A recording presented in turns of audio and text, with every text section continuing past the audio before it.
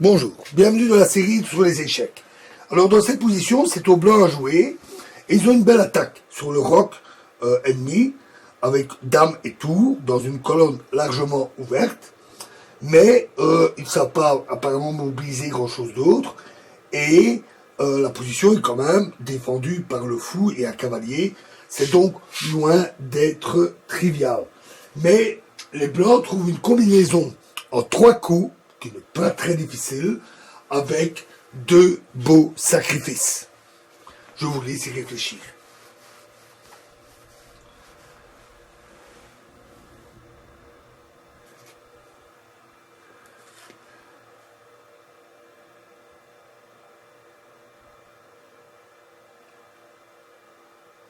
Alors, les blancs ont joué, cavalier prend D4, un coup vraiment surprenant, assez loin du terrain d'action. Ce faisant, il gagne un pion et menace même de ramener le cavalier rapidement dans l'action. Et les noirs ont donc capturé ce cavalier agressif. Et après dame H8, échec, fou prend H8, tour prend H8, et les noirs sont échec et mat. La tour étant bien sûr protégée par le fou lointain. Une très belle combinaison. Alors, presque tout ce qu'on voit ici dans tous ces exemples, ces exercices de tactique, c'est que il y a souvent des sacrifices, presque à chaque fois. Sacrifice de dames, de tours, de cavaliers, etc., de fous.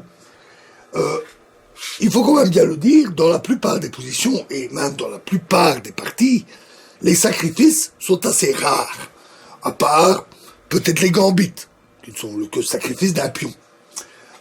Il est rare d'avoir la possibilité de sacrifier des pièces plus importantes, et on peut le faire que si on est certain d'avoir un gain très important, un gain de pièces au final, ou un mat, par exemple, comme ici. Il est donc inutile de chercher, de réfléchir à tout prix, dans toute position, à quel sacrifice on pourrait bien faire pour essayer d'améliorer la situation. La plupart du temps, ça ne donne rien.